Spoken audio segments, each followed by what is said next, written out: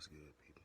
This your boy Redvenom10 here, and this will be the ultimate video for facing your fears.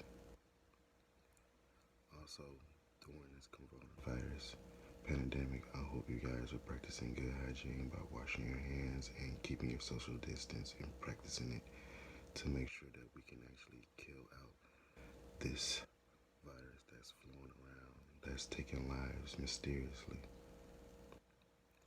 Moving on to the topic of facing my fears. I've placed two videos up, whereas it was named Who Is Redvenom10, episode 1 and episode 2. Both of those videos were like almost 30 minutes or 30 minutes apiece. The third piece, which is episode 3, I decided not to go ahead and post it up due to the fact of advice given to me by a tarot reading about the topic in the video itself. Because in case you haven't noticed, I do tarot readings on all of my topics, and I do divine all my topics on all my shows. I don't just basically come up out of the whim out my butt with them. Moving on. Now, with that advice that I took, I thought it was a wiser idea to go that route. But with all that being said, I still do have a right to be able to speak my mind on having complete closure of my mother and my little brother and Billy's death from 1996. Now, with all that being said, even though there's news statements and everything, my statement was never recorded due to the fact of a man who I choose not to share his name prohibit me from basically speaking. Now, to a lot of people, it sounded wise to not let a boy like myself at the age of 12 to speak, knowing I just lost everything. But you see, you gotta think closer, just like I had to think closer. Why would somebody be so desperate to stop a boy from speaking his mind on questions that he felt like he needed to answers from, too, while everybody is telling him that the fire started by an electrical fire? But these are people that are speaking who never lived down in the basement, and I did. So, like, imagine having all these people in your face telling you lies your whole life, and you know better. Because there was 2 containers of kerosene down there. Now, every time my mom and my little brother come to me, or Billy comes to me to give me a message from the other world, I always smell kerosene, or I always run into a burning house, or I always see fire trucks, things that related to my childhood. That's how my mother and them speak to me. So, like, I know that everything that has been told to me by my family and by the other side who was there around that time was lies, because do you know what was down there? And the only person that would know that's down there is the person that stopped me from being able to speak when the newscast person was trying to interview me. There is no records to show that if he was actually at work or not. But the fact of the matter is that he was there to meet me when I came home from school. Now that's called facing my fears. Because you know what? Explain to me what could have caused the basement to set on fire. There is nothing down there in the basement for it to literally burn out.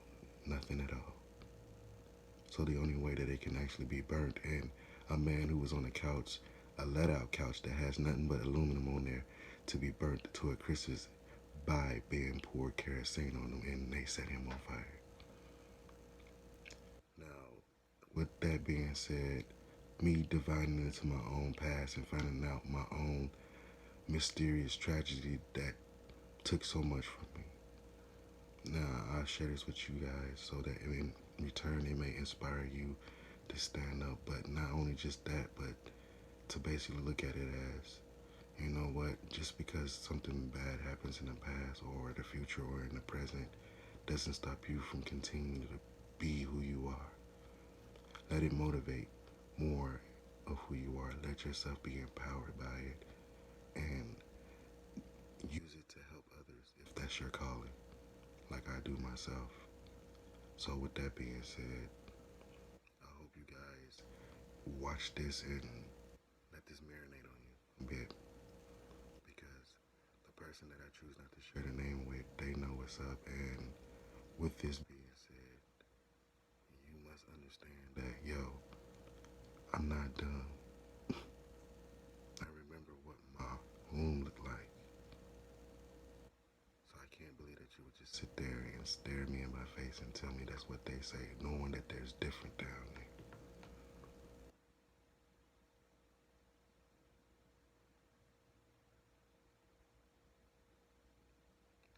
I hope y'all have a cosmic blessed day. Also, make sure you guys practice proper hygiene by washing your hands and keeping social distance so that we can also help to partake in killing out this coronavirus so that we can get back to our normal selves. Also, too, make sure that if you go to the store and you're doing shopping, don't do any hoarding. Remember, there's other people out there that's in need too, and they need to shop too as well. Be a kind reminder and a loving, kind neighbor. Don't try to take it all for yourself. Because when at the end, when it's all gone and you took it all to yourself, and it wasn't that serious, if it be that way, what are you gonna do with all that? You really gotta think sometimes before you literally make a decision. And this video is the same way, and the same way can conscious of that, which is why I'm sharing it during this pandemic in hopes that everybody face their fears and realize that yeah, we are in this moment now, but you can also too use this strength to just, have some self-control. It'll be over soon. And even if we can't see it tomorrow, you know what, we've already then, you know, lived it, and we're still gonna live it as long as we just practice social distance and proper hygiene and washing your hands, entering in and out of any new area, and keeping it at a minimum of at least 10 or less within your social gathering of people that you know for sure, for sure. But that's only to essential business such as cab companies, gas stations, and other places that's considered an essential business according to the government. With that being said, I hope you guys have another Cosmic Blessed day. You can follow me on Instagram, Twitter, Facebook,